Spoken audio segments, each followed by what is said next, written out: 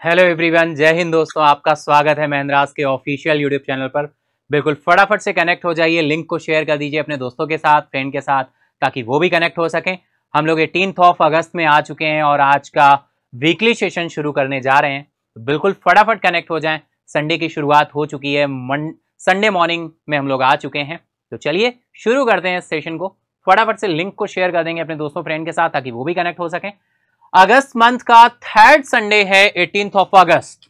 चलते हैं इस सफर की तरफ, देखते हैं इस सफर में क्या कुछ होने वाला है। तो चलिए उससे पहले कुछ इंस्पिरेशनल कोट देख लेते हैं, कुछ लाइनें देख लेते हैं। मुश्किलों से पीछा छुड़ाना चाह रहे हो तो कामना नहीं, उसका सामना करो। मुश्किलें हमारी लाइफ का हिस्सा हैं, हमें सामना करना चाहिए, कामना नहीं, है ना। कामनाएं तो बहुत होती हैं, लेकिन सामना करने से हम आगे बढ़ते हैं। आगे जब बढ़ते हैं तो रास्ते बनते चले जाते हैं, है ना। जितने भी लूप होल्स होते हैं, जितनी भी प्रॉब्लम्स होती हैं, उनसे आगे बढ़ना हमें आना चाहिए, सामना करना आना चाहिए। तो चलिए हम शुरू करते हैं आज के सेशन को इसी व्यू के साथ। बिल्कुल संडे मॉर्निंग है, आप सभी कनेक्ट हो चुके हैं। फटाफट से लिंक को शेयर कर दीजिएगा, है ना। और हम लोग शुरू करते हैं आज के सेशन को। अगस्त मंथ का 3rd संडे है। अगर आप सभी को पता है 11 अगस्त से 17 अगस्त तक जो भी न्यूज़ हमने आपके साथ डिस्कस की हैं, मैक्सिमम से मैक्सिमम उनको हम एमसीक्यू के फॉर्म में आपके लिए लेकर आए हैं। अगर मैं बात करूं आज के इस सेशन में, वीकली सेशन में, हम आपके लिए 77 क्वेश्चन का कलेक्शन लाए हैं। ओवरऑल 77 क्वेश्चन आपके साथ हम डिस्कस करने वाले हैं, है ना।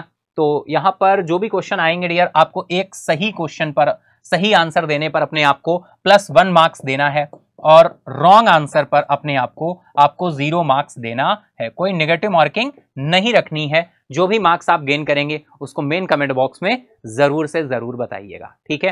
तो 77 क्वेश्चन का कलेक्शन है। हम लोग शुरू करते हैं अगस्त मंथ का 3rd संडे, जो कि 18 अगस्त है आज फाइनली। और हम लोग शुरू करते हैं इस सेशन को, एक एक करके आप आंसर्स अपने करते चलेंगे। तो चलिए शुरू करते हैं क्वेश्चंस का सामना। देखते हैं कितने क्वेश्चन राइट होते हैं, कितने गलत होते हैं, क्या हम आंसर कर भी पा रहे हैं या नहीं। चलिए शुरू करते हैं, चलते हैं अपने फर्स्ट क्वेश्चन की तरफ। दैट इज फर्स्ट स्टेशन की तरफ हम लोग बढ़ते हैं।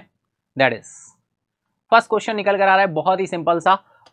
पुडुचेरी के उपराज्यपाल के रूप में किसने शपथ ली है? Who took oath as a lieutenant governor of Puducherry. आपके साथ डिटेल में डिस्कस हुआ था ये क्वेश्चन नंबर फर्स्ट आपकी स्क्रीन पर आ चुका है। फटाफट आंसर करोगे आप सभी। ऑप्शन है एन रंगास्वामी, डी कृष्ण कुमार, के कृष्णनाथन, सॉरी के कैलाशनाथन, या फिर वी नारायण स्वामी। फटाफट आंसर करेंगे आप सभी। टाइम स्टार्ट है आप सभी का, आंसर करना शुरू कर देंगे, ठीक है। तो फटाफट से आंसर करना शुरू कर देंगे। बहुत ही सिंपल सा क्वेश्चन आया है। अगर हम चलें इसके आंसर की तरफ, तो राइट आंसर आपका निकल कर आएगा।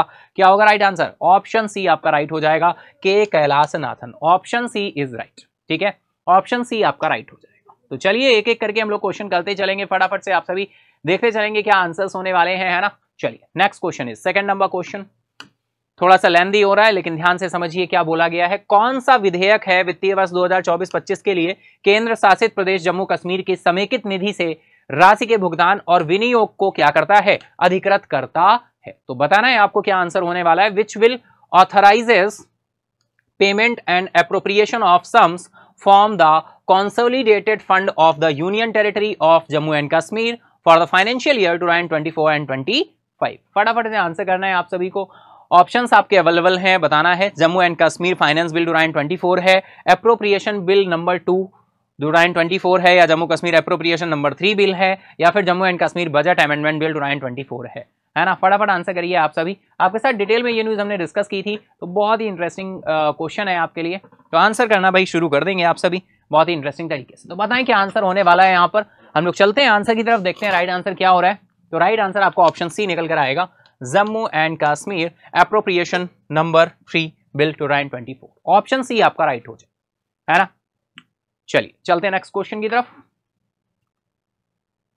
नेक्स्ट क्वेश्चन आ रहा है भाई, how many route kilometre on the south central railway have been covered by the Kavach system so for.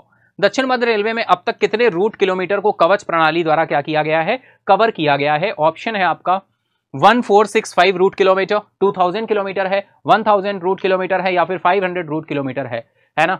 संसद में अपने आंसर का जवाब देते हुए अश्विनी वैष्णव जी ने फाइनली ये रूट किलोमीटर्स भी बताए, कितना अमाउंट एलोकेट किया गया है वो भी बताई, बहुत सारी इंफॉर्मेशन दी थी। हमने आपके साथ डिटेल में सेशन में, डेली सेशन में इस न्यूज को डिस्कस किया था। आज ये क्वेश्चन के फॉर्म में आपके लिए आ चुका है, तो बताएं क्या आंसर होने वाला है राइट। फटाफट से आंसर करेंगे। क्वेश्चन नंबर 3 है आज के इस वीकली सेशन का, फटाफट आंसर करोगे भाई, बहुत ही इंटरेस्टिंग है। बताओ फटाफट, सभी कनेक्ट हो जाओ भैया, लिंक को शेयर कर दो फटाफट से, लिंक को शेयर कर दो। अभी तक लिंक नहीं अगर शेयर किया है तो ग्रुप्स वगैरह में फॉरवर्ड करें। देखिए मैंने कई बार आपसे बोला है, अगर आप लिंक शेयर करते हैं तो कंपटीशन बिल्डअप होता है। एक अच्छा कंपटीशन जब बनेगा तभी आप अपने आप को यहां से निखार पाओगे। अगर आप सोचते रहो नहीं कम से कम लोग हों, तो भाई फॉर्म फिल करोगे, एग्जाम देने जाओगे, क्या तुम्हारी ये आशा जो है कि भाई कम से कम लोग हों, कंपटीशन कम हो, क्या ये ऐसे तुम आगे बढ़ पाओगे? नहीं, तुम्हें चैलेंजेस लेने होंगे। तो इस वजह से लिंक को शेयर करो जिससे मैक्सिमम से मैक्सिमम पार्टिसिपेंट कनेक्ट हो सके और तुम्हारा कंपटीशन बढ़ सके, है ना। चलिए चलते हैं आंसर की तरफ। राइट आंसर यहां पर निकल कर आएगा 1465 रूट किलोमीटर। ऑप्शन ए आपका राइट हो जाएगा। कमेंट बॉक्स में सभी आंसर करेंगे, कोई ऐसा नहीं होना चाहिए जो आंसर ना करे, सभी आंसर करेंगे। Option A B C D ना लिख के 1465 रूट किलोमीटर लिखेंगे, ठीक है। केवल आपको अपने टाइम को इन्वेस्ट करना होता है करंट अफेयर पे, फैक्ट्स पे, पॉइंट्स पे। अगर आप इन्वेस्टमेंट करते हो तो कोई भी ऐसा इन्वेस्टमेंट नहीं होता जो विदाउट रिटर्न या रिटर्न ना दे, रिटर्न जरूर मिलेगा। बिलीव करें इस चीज पे, इस बात पे, ठीक है। चलिए चलते हैं नेक्स्ट क्वेश्चन की तरफ। नेक्स्ट क्वेश्चन देखिए, अमाउंट पूछ रहा है आपसे, बहुत ही इंटरेस्टिंग। मैंने अभी बताया कि किलोमीटर भी ध्यान रखना है और अमाउंट भी पूछा जा सकता है। तो नेक्स्ट आपका 4th नंबर क्वेश्चन निकल कर आ रहा है, what is the cost per kilometre for deploying the Kavach system on the south central Railway. दक्षिण मध्य रेलवे पर कवच प्रणाली को लागू करने के लिए कितने किलोमीटर लागत है, कितने लागू करने के लिए प्रति किलोमीटर की लागत क्या है, प्रति किलोमीटर की लागत पूछी गई है डियर। फटाफट बताओगे, टाइम स्टार्ट है आप सभी का। 25 लाख रुपी है, 50 लाख रुपी है, 75 लाख रुपी है, या 100 लाख रुपीज है। फटाफट आंसर करो, टाइम स्टार्ट है आप सभी का। आंसर करना शुरू कर दोगे। आज का 4था नंबर क्वेश्चन है। जो लोग डिले लेट में आए हो कोई दिक्कत नहीं है, 4th नंबर क्वेश्चन से अटेम्प्ट करना शुरू कर दो। जो गया वो गया, जितना आप अटेम्प्ट करें उतने ही मार्क्स बताएं कि सर इतने क्वेश्चन अटेम्प्ट किए थे, इतने हमारे मार्क्स बने हैं, क्योंकि मेन कमेंट बॉक्स में आपको अपने मार्क्स जरूर बताने हैं, है ना। चलिए चले, इसी के साथ हम लोग आगे बढ़ेंगे आंसर की तरफ। देखते हैं राइट आंसर क्या होने वाला है। तो राइट आंसर निकल कर आ रहा है 50 लाख रुपी। ऑप्शन बी आपका राइट हो जाएगा, 50 लाख रुपी। कवच प्रणाली की बात हो रही है आपके साथ, ये बहुत ही डिटेल में डिस्कस हुआ है और मुझे नहीं लगता कोई ऐसा पर्सन है जिसको कवच के बारे में नहीं पता है, ठीक है। कवच एक ऐसी प्रणाली है जिससे सेम ट्रैक पर होने वाली ट्रेन, एक डिस्टेंस होती है, एक सर्टेन डिस्टेंस, और वो डिस्टेंस क्या है आप लोग कमेंट बॉक्स में बताइए। ट्रेन अपने आप ही ऑटोमेटिक क्या हो जाती हैं, रुक जाती हैं, जिससे होने वाले इस तरह की दुर्घटनाओं को रोकने का काम करता है कवच। कवच टेक्नोलॉजी इन दुर्घटनाओं को रोकने का काम करता है। नेक्स्ट क्वेश्चन आ रहा है आपका, दक्षिण मध्य रेलवे पर कवच कार्यों के लिए कुल कितनी धनराशि का उपयोग किया गया है। अभी तक कितनी धनराशि का उपयोग किया जा चुका है, ये क्वेश्चन पूछा गया है। 5th नंबर क्वेश्चन आ रहा है। यहां से कवच टेक्नोलॉजी जो ये बात की गई, इससे रिलेटेड कितने मैक्सिमम क्वेश्चन फ्रेम हो सकते हैं, जो जिस लेवल के क्वेश्चन है फाइनली उनको यहां पर एड ऑन किया गया है। तो बताएं अब भाई, प्रति किलोमीटर पूछा गया था कितनी है, तो 50 लाख रुपी है। अब हम बात कर रहे हैं दक्षिण मध्य रेलवे पर कवच कार्यों के लिए कुल कितनी राशि, धनराशि का उपयोग किया गया है। How much total funding has been utilised for Kavach works on the south central Railway. तो फटाफट आंसर करना है, आप सभी को बताना है। 1217 करोड़ है, 2000 करोड़ है, 500 करोड़ है, या फिर 800 करोड़ है। तो बताइए, आंसर करिए फटाफट से। टाइम स्टार्ट हो चुका है, आंसर करते चलेंगे। वीकली सेशन का 5th नंबर के क्वेश्चन पे हम लोग आ चुके हैं। तो करिए करिए, फटाफट से करिए आंसर। चलेंगे आंसर की तरफ। राइट आंसर निकल कर आ रहा है 1217 करोड़। भाई ध्यान रखना है आपको, अमाउंट 1217 करोड़ आ रहा है, 1217 करोड़, ठीक है। 1217 करोड़ अमाउंट हो जाएगा, आपको ये अमाउंट ध्यान रखना। चलिए नेक्स्ट क्वेश्चन की तरफ चलेंगे। भारत और न्यूजीलैंड के बीच व्यापार को सुविधाजनक बनाने के लिए किस व्यवस्था पर हस्ताक्षर किए गए हैं? 6 नंबर क्वेश्चन निकल कर आ गया है। Which arrangements was signed between India and New Zealand to facilitate trade? बताएं। बायलैटरल ट्रेड एग्रीमेंट है, कस्टम्स कॉपरेशन एग्रीमेंट है, रिन्यूएबल एनर्जी एग्रीमेंट है, ट्रेडिशनल मेडिसिन एक्सचेंज प्रोग्राम है ना? फटाफट आंसर करोगे, टाइम स्टार्ट है आप सभी का, तो आंसर करना शुरू कर दो फटाफट से बिना किसी देरी के, है ना? करो फटाफट से आंसर करो, ठीक है?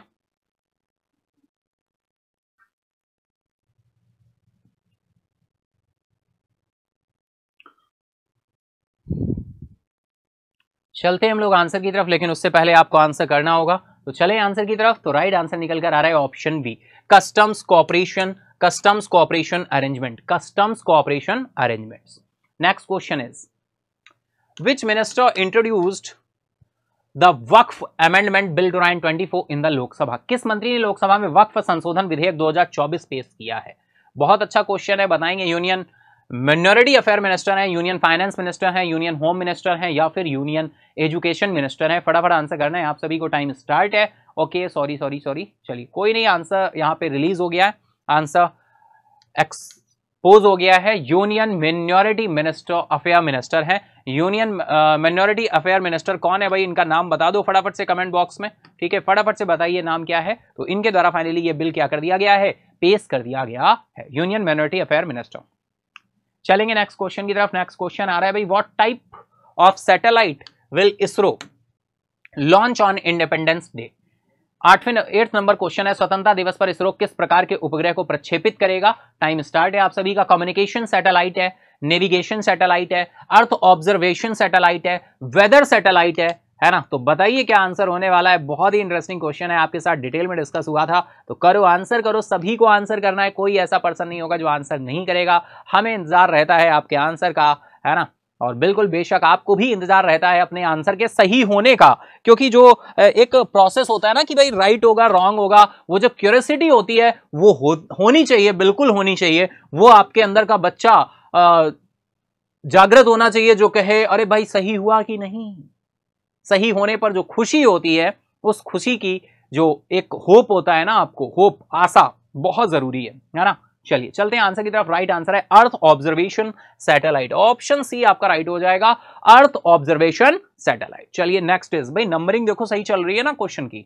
कोशिश करते हैं, कई बार नंबरिंग नहीं चल पाती है और कभी नहीं चलती है, मैं स्टार्टिंग के नंबर्स डाल देता हूं जिससे आप आसानी से ध्यान रख सकें कि कौन सा क्वेश्चन नंबर चल रहा है। अगर कोई मिड में आ रहा है सेशन में तो फाइनली उसे पता रह सके, है ना? लेकिन वो एक होता है ना कि बर्डन सा रहता है कि भाई क्वेश्चन नंबर लिखना है, ऐसा कुछ जरूरी नहीं है। जब तक ध्यान रह रहा है लिखता चल रहा हूं, है ना? और बीच में ब्रेक आएगा तो आपको पता ही है क्वेश्चन का जो फ्रेमिंग है वो कुछ इस तरह से है, यानी पहले 25 क्वेश्चन आएंगे, फिर 26 आएंगे, यानी टोटल हम 51 क्वेश्चन कंप्लीट करेंगे, और फिर इसके बाद में 26 का एक और बंच आएगा, तो टोटल आपके कितने? 77 टोटल नंबर ऑफ क्वेश्चंस आपके रहेंगे, ठीक है? चलिए तो बताइए भाई, which launch vehicle will ISRO use to launch the earth observation satellite? ISRO पृथ्वी अवलोकन उपग्रह को लॉन्च करने के लिए किस प्रक्षेपण यान का उपयोग करेगा? पोलर सैटेलाइट लॉन्च व्हीकल है, जियो सिंक्रोनस सैटेलाइट लॉन्च व्हीकल है, यानी पीएसएलवी है, जीएसएलवी है, एसएसएलवी है, या आरएलवी है? फटाफट बताएंगे। SSLV that is small satellite launch vehicle है, RLV that is reusable launch vehicle है। तो क्वेश्चन तो अच्छा है भाई, अच्छे लेवल का क्वेश्चन है, ऑप्शंस में आपके दो दिख रहे हैं, बहुत ही इंटरेस्टिंग। तो बताइए क्या आंसर है, किस तरफ जाएंगे आप? टाइम भी स्टार्ट हो चुका है, आंसर बिल्कुल करना है, आप सभी को करना है, कोई ऐसा पर्सन नहीं होगा जो आंसर नहीं करेगा। चले देखते हैं क्या आंसर होने वाला है। चलिए तो राइट आंसर आपका निकल कर आ रहा है स्मॉल सैटेलाइट लॉन्च व्हीकल, बिल्कुल clear, small satellite launch vehicle यानी एसएसएलवी, ठीक है? चलो नेक्स्ट 10th नंबर क्वेश्चन आ रहा है भाई, ओके, अंतरिक्ष विज्ञान और प्रौद्योगिकी में उनके योगदान के लिए कौन सी टीम विज्ञान टीम पुरस्कार प्राप्त करेगी? डियर, हमने आपके साथ डिटेल में डिस्कस किया था, ये अवार्ड्स पहली बार दिए जाने शुरू किए जा रहे हैं, और ये किस मौके पर किए जा रहे हैं आप सभी को पता है, लेकिन अभी हम उस राज को नहीं खोलते हैं, क्योंकि वो राज खोल दिया तो उसी पर बेस्ड अभी क्वेश्चन आएंगे, और अगर राज खुल गया तो फिर क्वेश्चन का राज नहीं रहेगा, तो राज को अभी राज ही रहने देते हैं। चलिए बताइए क्या आंसर होने वाला है। वैसे भी अगर आप बहुत अच्छे से ध्यान से आप बिल्कुल कनेक्ट हैं आसपास की दुनिया से, तो बिल्कुल आप आंसर बहुत ही अगर कॉमन सेंस भी लगाएंगे तब भी कर पाएंगे। तो बताइए क्या आंसर होने वाला है। Which team will receive the Vigyan team award for their contributions to space science and technology? अंतरिक्ष विज्ञान प्रौद्योगिकी में उनके योगदान के लिए कौन सी टीम विज्ञान टीम पुरस्कार प्राप्त करेगी? द इसरो मंगलयान टीम है, द इसरो गगनयान टीम है, द इसरो चंद्रयान 3 टीम है, द इसरो आर्यभट्ट टीम है। बहुत ही सिंपल सा क्वेश्चन है, राइट आंसर है the ISRO Chandrayaan 3 team, the ISRO Chandrayaan 3 team. ठीक है, चलिए नेक्स्ट क्वेश्चन है आपका, जैविक विज्ञान में विज्ञान रत्न पुरस्कार के लिए किसे चुना गया है? Who has been selected for the Vigyan Ratna award in biological sciences, biological sciences. 11th number question dear आपका आ चुका है आपकी स्क्रीन पर, बिल्कुल आपको आंसर करना है, टाइम भी स्टार्ट कर दिया है मैंने। तो बताएं, who has been selected for the Vigyan Ratna award in biological sciences? Anand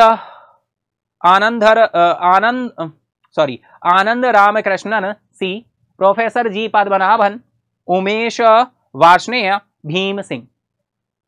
Anand Ramakrishnan C, professor G Padmanabhan, या फिर उमेश वार्ष्णेय, या फिर भीम सिंह, है ना। ऐसे साउथ में फाइनली कहीं ना कहीं ये लैंग्वेज थोड़ी सी बोलने की कोशिश की है मैंने, लेकिन नहीं। चलिए करिए आंसर, फटाफट बताइए क्या आंसर होने वाला है। अगर हम चले आंसर की तरफ, राइट आंसर हो रहा है प्रोफेसर जी पद्मनाभन। आपके साथ डिटेल में डिस्कस हुआ था यार, विज्ञान रत्न अवार्ड है, अपने आप में बहुत ही इंपॉर्टेंट, फर्स्ट टाइम ये अवार्ड ऑर्गेनाइज किए जा रहे हैं, दिए जा रहे हैं। कब दिए जाएंगे आपको पता है, लेकिन बस वही राज रहने देते हैं। नेक्स्ट क्वेश्चन है, राष्ट्रीय विज्ञान पुरस्कार के लिए पुरस्कार समारोह कब आयोजित किया जाएगा? बिल्कुल अभी मैं बता देता आपको, तो फाइनली ये क्वेश्चन क्या हो जाता, पहले से ही डिस्क्लोज हो जाता, लेकिन चलिए हमने यहाँ पर राज रखा, तो फाइनली ये क्वेश्चन हमारा बना रहेगा। बताइए कब दिए जाएंगे भाई? बहुत ही सिंपल क्वेश्चन है, when will the award ceremony for the राष्ट्रीय विज्ञान पुरस्कार बी हेल्ड? टाइम स्टार्ट है, आंसर करेंगे। राष्ट्रीय विज्ञान पुरस्कार के लिए पुरस्कार समारोह कब आयोजित किया जाएगा? 15 अगस्त है, 23 अगस्त है, 1 सितंबर है, या फिर 2 अक्टूबर है? फटाफट आंसर करोगे, स्क्रीन ब्लर हो रही है अभी, बिल्कुल सही हो जाएगी। Just a second, just a moment, है ना। ठीक है, आके चलिए डन, अब सही हो गया ना, बिल्कुल। चलो बताओ भाई क्या आंसर होने वाला है। बहुत ही सिंपल सा क्वेश्चन है डियर, 23 अगस्त को हम एक डे बनाने वाले हैं, और उसी डे के मौके पर फाइनली अवार्ड्स दिए जा रहे हैं। 23 अगस्त को ये अवार्ड्स दिए जाएंगे। चलिए नेक्स्ट क्वेश्चन की तरफ चलेंगे हम लोग।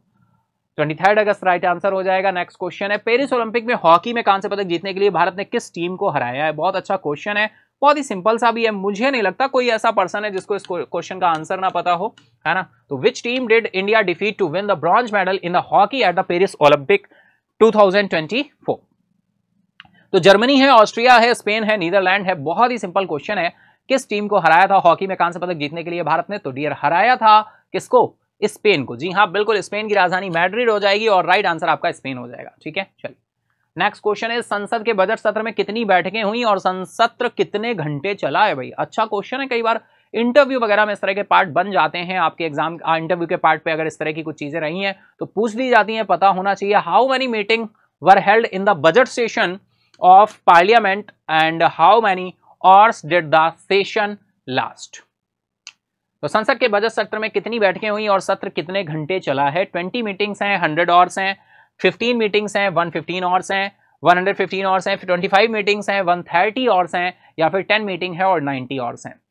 करेंगे आंसर, हम चलेंगे आंसर की तरफ, लेकिन उससे पहले आपका आंसर आना बहुत जरूरी है, हमें जरूरत है आपके आंसर की, है ना। चलेंगे आंसर की तरफ, राइट आंसर है 15 मीटिंग्स एंड 115 आवर्स।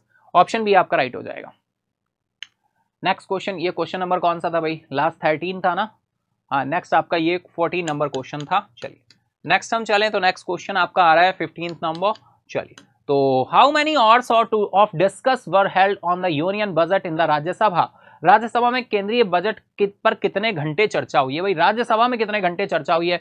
15 आवर्स है, 20 आवर्स है, 22 आवर्स है, या फिर 30 आवर्स है? फटाफट बता दो क्या होने वाला है आंसर यहाँ पर। बहुत ही इंटरेस्टिंग है, पता होना चाहिए, आपके साथ डिटेल में हमने डिस्कस किया था, है ना। एज अ इंफॉर्मेशन है, पता होना चाहिए, है ना। चलिए करिए आंसर, चलेंगे आंसर की तरफ। राइट आंसर निकल कर आ रहा है 22 आवर्स। ऑप्शन सी आपका राइट हो जाएगा, 22 आवर्स। ठीक है, चलिए नेक्स्ट क्वेश्चन। 14 नंबर क्वेश्चन नहीं 15 था। चलिए चलते हैं 16 नंबर क्वेश्चन की तरफ। तो नेक्स्ट क्वेश्चन है, आर्थिक मामलों की कैबिनेट समिति द्वारा स्वीकृत 8 रेलवे परियोजनाओं की कुल अनुमानित लागत क्या है? भाई अच्छा क्वेश्चन है, बिल्कुल, है ना। तो बताइए, what is the total estimate cost of the 8 railway projects approved by the cabinet committee on economic affairs? 15,000 crore है, 20,000 करोड़ है, 24,657 करोड़ है, या फिर 30,000 करोड़ है? फटाफट आंसर करो, टाइम स्टार्ट है आप सभी का, आंसर करना शुरू कर दो फटाफट से। सभी को करने हैं आंसर, सभी को, सुन रहे हो ना सभी? कोई सो तो नहीं रहा भाई, सोना नहीं है, जागते रहना है ना। संडे हो चुका है, संडे मॉर्निंग सेशन कर लोगे, पूरा दिन बहुत अच्छा जाता है ना। लगता है ना, एक विन विन फीलिंग आती है, मॉर्निंग से कुछ हो गया है, चलो मैंने आज करंट अफेयर तो कर लिया है, अब मुझे क्वांट्स करनी है, रीजनिंग करनी है, जो कुछ भी करना है ना। ब्रांच में एसटी देने भी जाना है, बिल्कुल, है ना, क्योंकि ये सेशन होने के बाद आपको जो बैंकिंग एस्पिरेंट हैं उनको 9 बजे अपनी 8:45 पे रिपोर्ट करना है अपनी ब्रांच में, और ऑफलाइन एसटी को देना है। जो एसएससी के एस्पिरेंट हैं वो 10:45 पहुंचेंगे, रिपोर्ट करेंगे, और 11 बजे से होने वाली एसटी को, ऑफलाइन एसटी को अवेल करेंगे, है ना। तो बिल्कुल एसटी रेगुलर रखिए डियर। अगर सिलेक्शन का रास्ता होकर जाता है तो वो एसटी से होकर जाता है, स्पीड टेस्ट से होकर जाता है ना। तो चलेंगे आंसर की तरफ। राइट आंसर निकल कर आ रहा है 24,657 करोड़। ऑप्शन सी आपका राइट हो जाएगा। Option C is right now 24,657 crore amount है। आपके साथ बिल्कुल डिटेल में डिस्कस हुआ था। नेक्स्ट क्वेश्चन है, हम आ जाएं तो कैबिनेट द्वारा स्वीकृत 8 रेलवे परियोजनाओं से कितने राज्यों को लाभ होगा? How many states will benefit from the 8 railway projects approved by the cabinet? 5, 6, 7 या फिर 8? आंसर करें, टाइम स्टार्ट है। आप सभी का बहुत ही अच्छा क्वेश्चन है ना, आपके साथ डिटेल में डिस्कस हुआ था। बताइए, वही न्यूज है, बस यहां पे है कि वो क्वेश्चन अमाउंट पूछ रहा था, यहां पे आपसे प्रोजेक्ट पूछ रहा है। तो करो आंसर भाई, फटाफट करोगे, जल्दी करोगे, टाइम नहीं लगाओगे। राइट आंसर है आपका कितना? 7 नंबर ऑफ स्टेट्स हैं जिनको यहां से फायदा होने वाला है। नेक्स्ट क्वेश्चन है डियर, पोर्ट ब्लेयर के तट से चिकित्सा निकासी में कौन सा भारतीय तटरक्षक जहाज क्या है शामिल था? आपका 18 नंबर क्वेश्चन निकल कर आया है। Which Indian coast guard ship was involved in the medical evacuation of the coast of Port Blair? है ना। अंडमान निकोबार की कैपिटल क्या है? Port Blair. लक्षद्वीप कावारत्ती आप सभी जानते हो। पोर्ट ब्लेयर के तट से चिकित्सा निकासी में कौन सा भारतीय तटरक्षक जहाज शामिल था? फटाफट आंसर करोगे, टाइम स्टार्ट है। अब देखो, इस तरह के क्वेश्चन ना यूपीएससी या सी सेट का कोई एग्जाम, प्री एग्जाम होते हैं, फाइनली वनडे एग्जाम जितने भी होते हैं, बहुत ही इंटरेस्टिंग है। आपको लग रहा होगा सर क्या ये पूछा जाता है?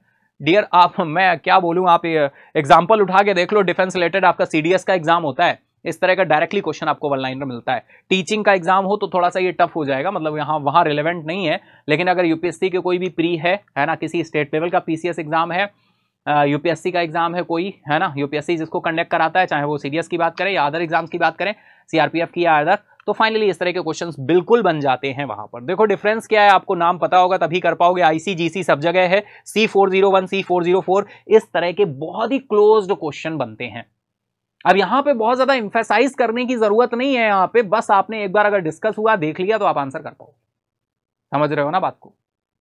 समझ रहे हो तो इसी बात पे फटाफट से लाइक करो, अगर नहीं किया है अभी तक फटाफट से करो। राइट आंसर है 428। भाई क्या है? ICGS C428। ऑप्शन सी आपका राइट हो जाएगा। चलिए नेक्स्ट क्वेश्चन इज, निकासी का समन्वय करने वाला समुद्री बचाव केंद्र, समन्वय केंद्र MRCC कहां स्थित है? भाई अब एक और बात मैं बता दूं, आप समझ भी रहे होगे कि अब मैं क्या कहने वाला हूं। ये जो MRCC टर्म आया है ना, इसका फुल फॉर्म जरूर ध्यान रखो। Maritime rescue coordination centre. Maritime rescue coordination centre कहां पर स्थित है बताना है। Chennai, Mumbai, port Blair, Kolkata. बहुत ही रिलेवेंट क्वेश्चन है, ध्यान रखना, एग्जाम में जरूर क्वेश्चन बनाएगा, कंफर्म है ना।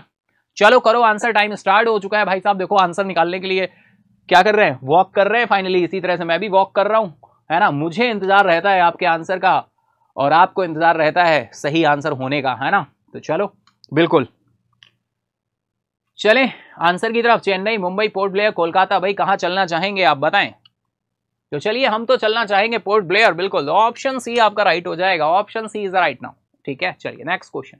20 नंबर क्वेश्चन आ गया है। भारत ने कावा महिला वॉलीबॉल राष्ट्र लीग जीतने के लिए किस टीम को हराया है? किसे हराया है? Who did India defeat to India to win the CAVA women's volleyball nations league? Iran है, बांग्लादेश है, नेपाल है, श्रीलंका है। फटाफट बताओगे, आंसर करोगे, टाइम स्टार्ट है आपका। भारत ने कावा महिला वॉलीबॉल राष्ट्र लीग जीतने के लिए किसे हराया है? बताएं। बहुत ही सिंपल सा क्वेश्चन है। कहां पर यह आयोजन हुआ था? शायद ये क्वेश्चन भी आगे हमें देखने को मिल जाए, तो इसी वजह से तो हम इसको डिस्क्लोज नहीं कर रहे हैं अभी। चलेंगे आंसर की तरफ। राइट आंसर है आपका नेपाल। हमारा प्यारा नेपाल, हमारा पड़ोसी देश है नेपाल। नेपाल की राजधानी काठमांडू है। नेपाल भारत के कितने राज्यों के साथ सीमा साझा करता है? तो आपको पता होना चाहिए, 5 राज्यों के साथ सीमा साझा करता है। और इनका कोड वर्ड क्या है? U² BSW। आपके साथ बहुत पहले कई बार डिस्कस किया हुआ है। U² मतलब यूपी और उत्तराखंड है, B फॉर बिहार है, S फॉर सिक्किम है, W फॉर वेस्ट बंगाल है। U² यानी पिता और पुत्र हैं दोनों, ये मिलकर नेपाल गए और नेपाल से BMW का लोकल वर्जन BSW परचेज करके लाए। B for Bihar, S for Sikkim, W for West Bengal. ठीक है ना। चलिए बिल्कुल, भारत ने कावा महिला वॉलीबॉल राष्ट्र लीग जीतने के लिए किस टीम को हराया है? नेपाल को। चलिए नेक्स्ट क्वेश्चन है, इस जीत के बाद से भारत ने कावा महिला वॉलीबॉल राष्ट्र लीग कितनी बार जीत ली है भाई?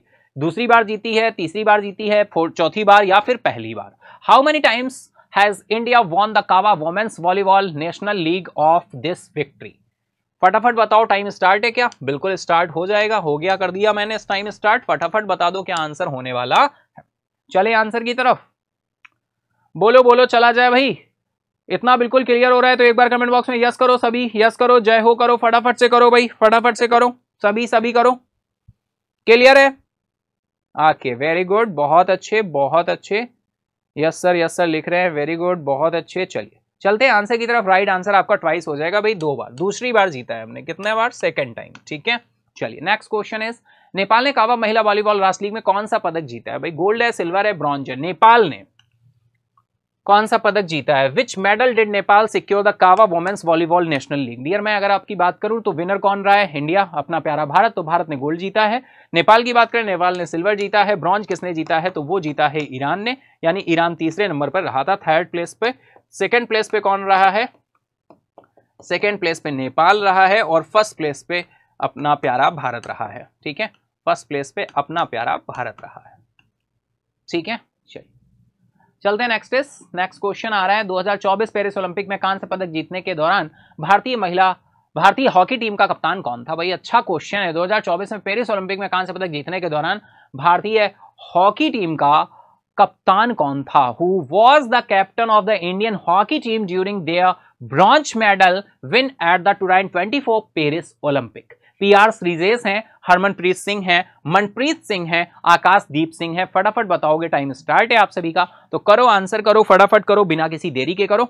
हम लोग चलेंगे आंसर की तरफ, लेकिन उससे पहले आपको आंसर करना होगा। बहुत ही सिंपल सा क्वेश्चन है, मुझे नहीं लगता भाई कोई है जो कहे कि सर नहीं हमें तो नहीं पता। राइट आंसर है हरमनप्रीत सिंह, ऑप्शन भी आपका राइट हो जाएगा, हरमनप्रीत सिंह, ठीक है। चलिए चलते हैं नेक्स्ट क्वेश्चन की तरफ। विनेश फोगाट ने पेरिस ओलंपिक में क्वार्टर फाइनल के लिए क्वालिफाई करने के लिए किस पहलवान को हराया है? Which wrestler did Vinesh Phogat defeat to qualify for the quarter final at the Paris Olympic? Yui Susaki, Oksana Livach, या फिर योशुएनिलेस गुजमैन लोपेज, या फिर जैनब यतिगिल? विनेश फोगाट ने पेरिस ओलंपिक क्वार्टर फाइनल के लिए क्वालिफाई करने के लिए किस पहलवान को हराया था भाई? क्वार्टर फाइनल की बात हो रही है, करो आंसर फटाफट, टाइम स्टार्ट है आप सभी का। चलेंगे आंसर की तरफ। राइट आंसर है आपका यूवी शुशाकी। नेक्स्ट क्वेश्चन की तरफ चले। निम्नलिखित में से कौन पेरिस ओलंपिक में महिलाओं की 100 मीटर बाधा दौड़ में रैप चेज राउंड में आगे बढ़ी हैं? Who among the following advance the repechage round in the women's 100 metre hurdles at the Paris Olympic? Anu Rani है, अंतिम पनघल है, ज्योति याराजी है, या फिर प्रियंका गोस्वामी है? फटाफट बताओ, टाइम स्टार्ट है आप सभी का, बिल्कुल आंसर करेंगे हम लोग। चलेंगे आंसर की तरफ, लेकिन उससे पहले आपको आंसर करना होगा। तो राइट आंसर निकल कर आ रहा है यहाँ पर ज्योति याराजी, ऑप्शन सी आपका राइट हो जाएगा। दैट इज, इसी के साथ ही 25 क्वेश्चन हमने कंप्लीट कर लिए हैं। हम अपने फर्स्ट स्टेशन पर आ चुके हैं, 25 क्वेश्चन कंप्लीशन हो चुका है। तो चलो हम लोग चलते हैं आगे, है ना, बिल्कुल चले बढ़े। तो चलिए हम लोग चलते हैं नेक्स्ट इज यानी 26 नंबर क्वेश्चन की तरफ। तो 26 नंबर क्वेश्चन बहुत ही इंटरेस्टिंग निकल कर आ रहा है भाई। What medal did Neeraj Chopra win the men's javelin at the 2024 Paris Olympic? 2024 Paris Olympic में पुरुषों की भाला फेंक स्पर्धा में नीरज चोपड़ा ने कौन सा पदक जीता है? गोल्ड है, सिल्वर है, ब्रॉन्ज है, नन है? फटाफट बताएंगे, आंसर आप सभी करेंगे। बहुत ही सिंपल क्वेश्चन, मुझे नहीं लगता भाई इस क्वेश्चन का आंसर किसी को नहीं पता होगा। बच्चा नीरज चोपड़ा को जानता है, और यह भी जानता है कि भाई पेरिस ओलंपिक में इन्होंने सिल्वर मेडल क्या किया है, विन किया है, ठीक है। नेक्स्ट इज आपका 27 नंबर क्वेश्चन आ रहा है भाई, और ये क्वेश्चन क्या कह रहा है आपसे, 2024 पेरिस ओलंपिक में पुरुषों की भाला फेंक स्पर्धा में स्वर्ण पदक किसने जीता? तो बिल्कुल गोल्ड मेडल किसने विन किया डियर, आप सभी को पता होना चाहिए। बिल्कुल हमारे, अगर हम बात करें, हमारा पड़ोसी देश पाकिस्तान है, और पाकिस्तान के खिलाड़ी हैं जिन्होंने यहां पर गोल्ड मेडल विन किया है। Who won the gold medal in the men's javelin event at the 2024 Paris Olympic? करो आंसर फटाफट। तो नीरज चोपड़ा जी तो पहले ही बाहर हो गए इस ऑप्शन की लिस्ट से। हम बात करें तो राइट आंसर यहां पर निकलकर क्या होने वाला है? तो राइट आंसर आपका हो जाएगा अरशद नदीम, ऑप्शन सी आपका राइट हो जाएगा। पाकिस्तानी प्लेयर हैं, ये पाकिस्तानी एथलीट हैं, पाकिस्तानी जेवलिन थ्रोवर हैं, है ना। चलिए नेक्स्ट क्वेश्चन। किस भार वर्ग में विनेश फोगाट को 2024 ओलंपिक फाइनल से अयोग्य घोषित किया गया था? In which weight category was Vinesh Phogat disqualified from the 2024 Olympic final? Dear बिल्कुल पता होना चाहिए, बहुत ही रिलेवेंट क्वेश्चन है। 55 किलोग्राम है, 50 किलोग्राम है, 57 है, 62 किलोग्राम है। फटाफट आंसर करो, टाइम स्टार्ट है। बहुत ही अच्छा और रिलेवेंट क्वेश्चन है, पता होना चाहिए भैया, इंपॉर्टेंट है। ठीक है, बताओ क्या होने वाला है आंसर। राइट आंसर की तरफ चले तो 50 किलोग्राम आपका राइट आंसर हो जाएगा, ऑप्शन बी आपका राइट हो जाएगा। नेक्स्ट क्वेश्चन है, प्रधानमंत्री मोदी ने कितनी उच्च उपज देने वाली जलवायु अनुकूल और जैव सशक्त फसलों की किस्में जारी की हैं? आपके साथ डिटेल में डिस्कस हुआ था, ध्यान आ रहा होगा आपको क्वेश्चन, है ना? तो चलिए फटाफट आंसर करिए। 100 है, 109 है, 150 है या फिर 200 है? फटाफट आंसर करो, टाइम स्टार्ट है, टाइम स्टार्ट नाउ, है ना? फटाफट आंसर करेंगे आप सभी।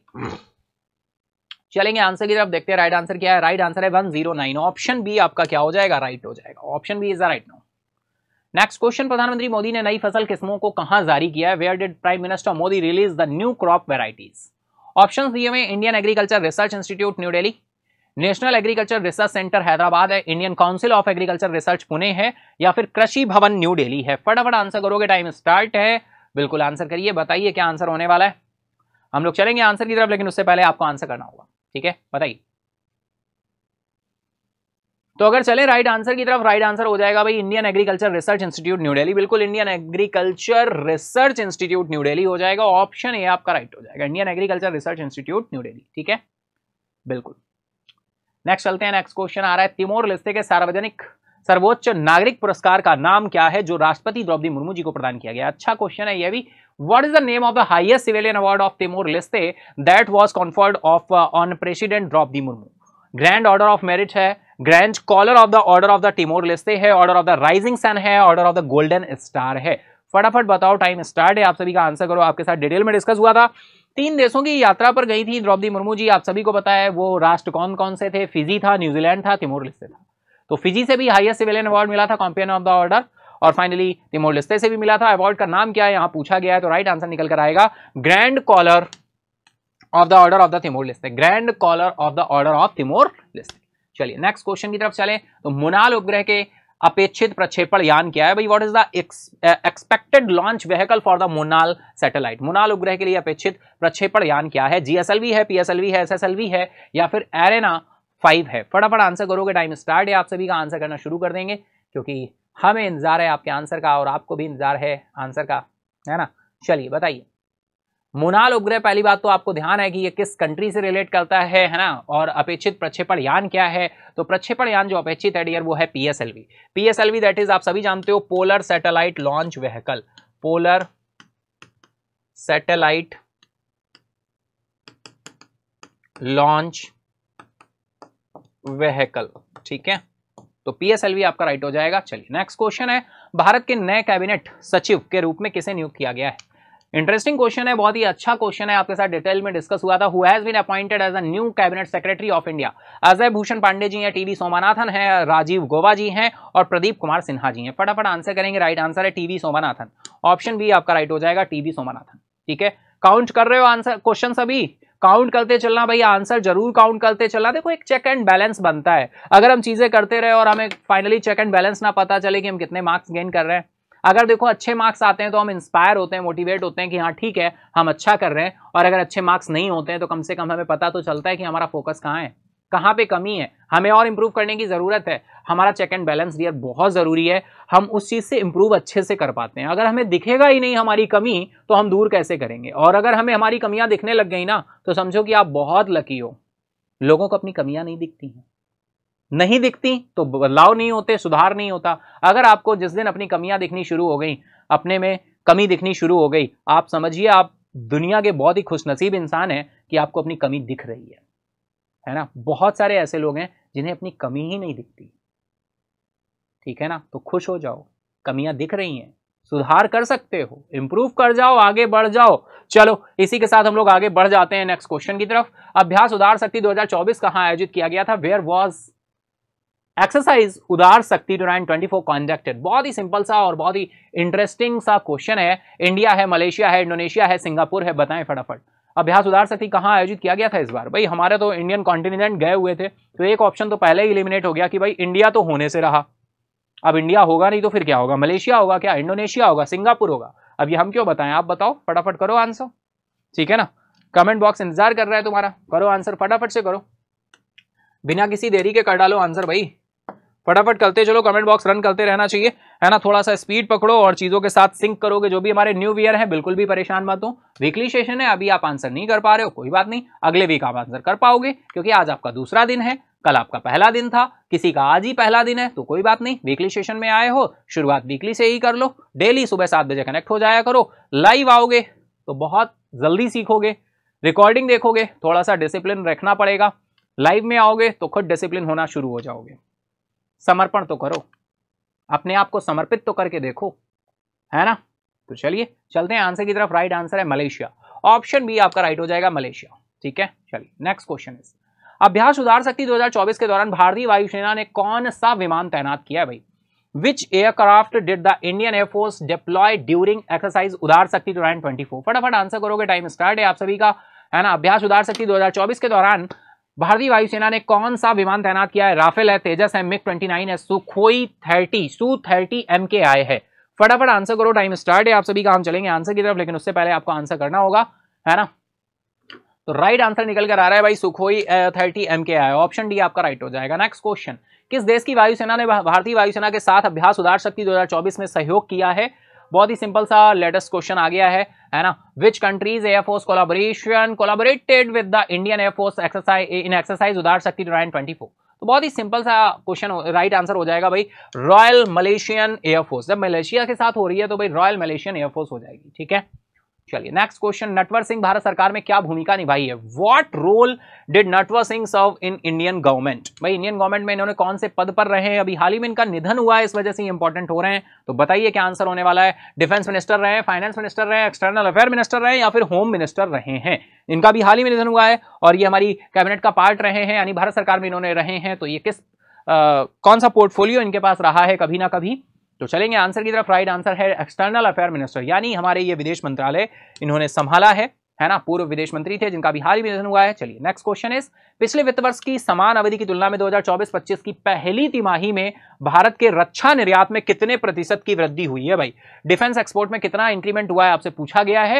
What percentage did India's defence export increase in the first quarter of 2024 and 25 compared to the same period last fiscal year. फटाफट आंसर करो, टाइम स्टार्ट है। 50%, 78%, 65% या फिर 90%। करो फटाफट आंसर करो।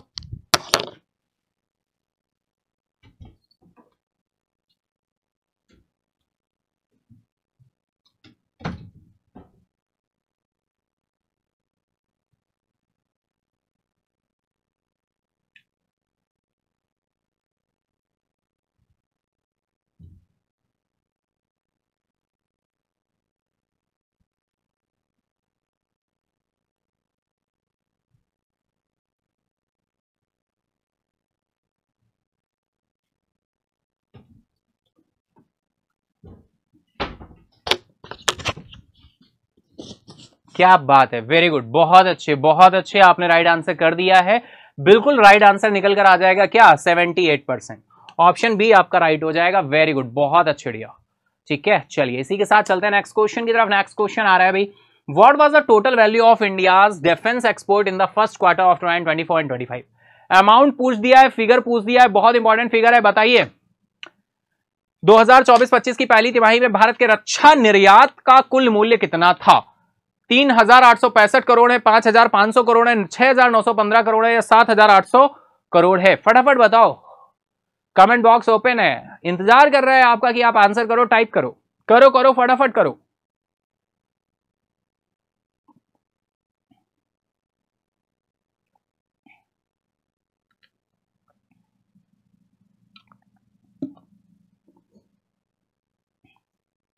ओके क्या बात है, चलिए बहुत अच्छे, बिल्कुल राइट आंसर्स दिख रहे हैं मुझे कमेंट बॉक्स में। Very good dear, very good. जो भी हमारे न्यू ईयर है परेशान मत हो, आप भी ऐसे ही राइट आंसर करेंगे, लेकिन थोड़ा सा इंतजार करना होगा, रेगुलर होना होगा, है ना। वो मुकाम भी आएगा, वो रिजल्ट भी आएगा, बस आपके प्रयासों का इंतजार है, आपके एफर्ट्स का इंतजार है। आप एफर्ट तो करिए, मंजिलें आपका इंतजार कर रही हैं, रास्ते आपका इंतजार कर रहे हैं कि कोई आएगा और इन रास्तों पर चलकर अपनी मंजिल तक पहुंचेगा। चलेंगे आंसर की तरफ, राइट आंसर है 6915 करो, option C is the right now. 6915 crore option आपका राइट हो जाएगा। 78% का इंक्रीमेंट होते हुए डिफेंस एक्सपोर्ट में फाइनली हम यहां तक पहुंच गए हैं फर्स्ट क्वार्टर में। चलेंगे नेक्स्ट क्वेश्चन की तरफ। पिछले वित्त वर्ष की तिमाही, पहली तिमाही का रक्षा निर्यात कितना था? भाई कंपैरिजन किया जा रहा है, अगर हम बात करें 78% इससे कम कर दो, है ना, तो पता चल जाएगा। लेकिन यहां मैथ्स का क्वेश्चन नहीं है, फिगर याद रखो, तो कितना परसेंटेज निकालोगे तो टाइम लगेगा। हाँ, गेस कर सकते हो, बहुत अच्छा है। How much did India's defence export amount to in the first quarter of the previous fiscal year? पिछले वित्त वर्ष की पहली तिमाही में भारत का रक्षा निर्यात कितना था? 4500 करोड़ है, 6915 करोड़ है, 2800 करोड़ है, या फिर 3865 करोड़ है? फटाफट बताओ आंसर, हमें इंतजार है आपके आंसर का। करो फटाफट से करो, आंसर क्या होने वाला है ना? चलिए करिए, बताइए, करो करो फटाफट करो, फास्ट फास्ट फास्ट करो करो करो। चलेंगे आंसर की तरफ। दिया राइट आंसर निकल कर आ रहा है 3865 करोड़। ऑप्शन डी आपका राइट हो जाएगा, 3865 करोड़। Next question. उस योजना का नाम क्या है जिसके तहत देश भर में मॉडल सौर गांव बनाए जाने हैं? What is the name of the scheme under which model solar villages are to be created across the country? What is the name of the scheme under which model solar villages are to be created across the country? उस योजना का नाम क्या है जिसके तहत देश भर में मॉडल सौर गांव बनाए जाने हैं? पीएम कुसुम योजना है, पीएम सूर्य घर मुफ्त बिजली योजना है, पीएम ऊर्जा सुरक्षा योजना है, या फिर पीएम ग्राम उदय योजना है? बहुत अच्छा क्वेश्चन है, बहुत ही सिंपल क्वेश्चन है, यह भी मैं आपको बता दूं। तो करो आंसर भाई, फटाफट करो, ठीक है? करोगे नहीं करोगे? करो भाई, करो। चलिए, very good very good very good very good answers कर रहे हैं आप सभी, बहुत ही well done champions, well done, बहुत अच्छे। ओके, चले आंसर की तरफ, चलिए चलते हैं। Right answer is option B है, पीएम सूर्य घर मुफ्त बिजली योजना। बहुत ज्यादा सुना हुआ है, अगर ऐसे भी है ना दिमाग में, क्या कौन सी योजना बहुत ज्यादा सुनने में आ रही थी? भाई कुसुम भी है लेकिन थोड़ा पुरानी हो गई, ऊर्जा ये भी है, लेकिन ऑप्शन बी राइट है, ठीक है? चल नेक्स्ट इज, योजना के तहत आदर्श सौर ग्रामों के निर्माण के लिए आवंटित कुल वित्तीय परिव्यय कितना है? What is the total financial outlay allocated for the creation of model solar villages under the scheme? 500 crore rupee है, 1000 करोड़ है, 800 करोड़ रुपी है, या 700 करोड़ रुपी है? टाइम स्टार्ट है, आंसर करना शुरू करोगे। What is the total financial outlay allocated for the creation of a model solar village under the scheme? बताओ भाई, करो करो आंसर करो फटाफट।